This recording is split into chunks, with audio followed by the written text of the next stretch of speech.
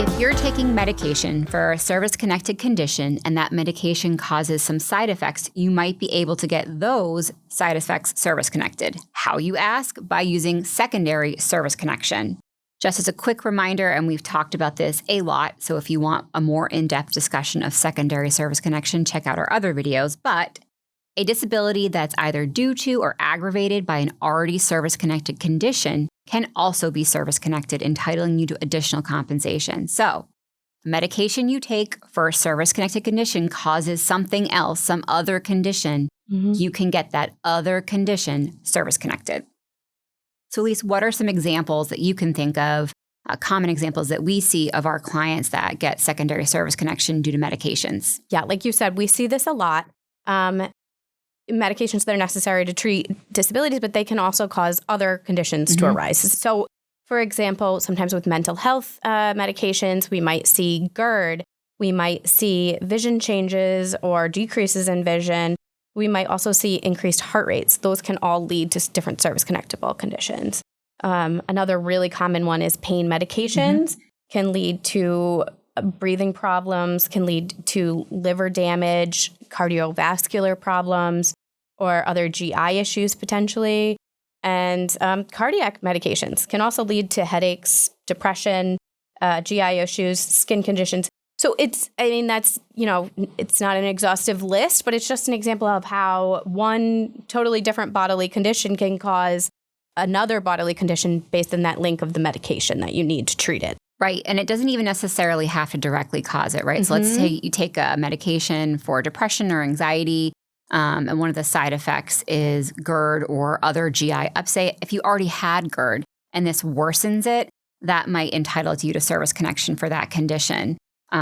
Same thing with, for example, a heart condition. If you already had hypertension or some sort of underlying heart condition and the medication that's necessary, and we're not advocating go off your meds, not at all, talk to your doctor. But if it makes it worse, you're entitled to get compensation for that additional increase in your disability level from VA. Some other interesting ways that you can get additional compensation from medication side effects is through special monthly compensation. So in that sense, we're thinking of, you mentioned loss of vision, for example.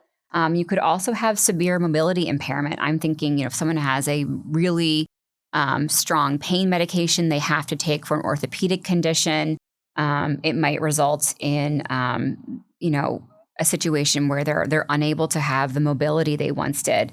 Another example of that is someone who has to take chemotherapy for an active cancer. That can result in nerve damage to the legs. Maybe you have loss of use of your legs thereafter, entitling you to something called aid attendance, or maybe just straight up loss of use, special monthly compensation level L. So it can do other things than just get an actual condition. It could be the impact it has on your life. And then that leads us to a common thing that we always discuss pretty much in every video, which is TDIU.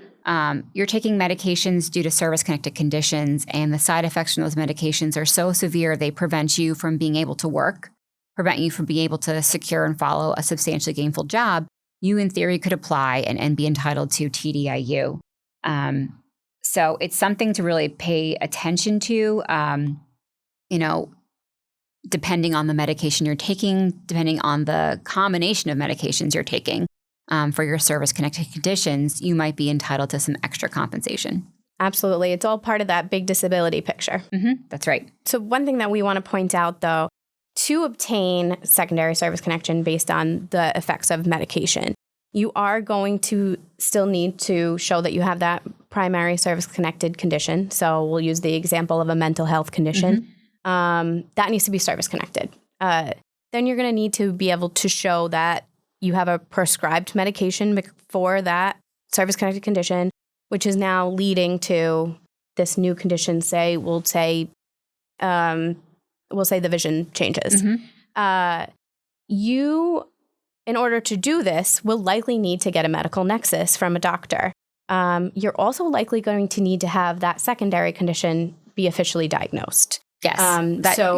More than likely. More than likely. It's very rare that you can actually get something service-connected that's not diagnosed in some very, We're not going to go down that rabbit hole today. That's another video. A totally different video.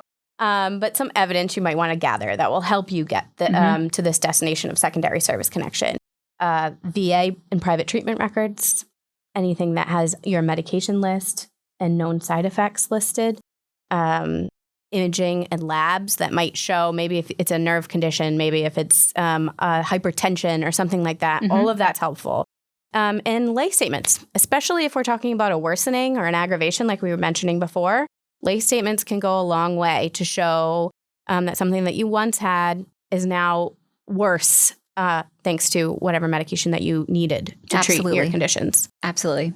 So a medical condition that results from service, directly or indirectly, is eligible for compensation. We know this. We talk about this all the time. But don't be afraid to ask for help, especially talk to your doctor, talk to your treating provider who's prescribed this medication. They can probably give you some insight into how likely it is that your new health condition is caused or aggravated by your medication. And an experienced advocate might be able to assist you in identifying relevant records to putting together a claim for secondary service connection.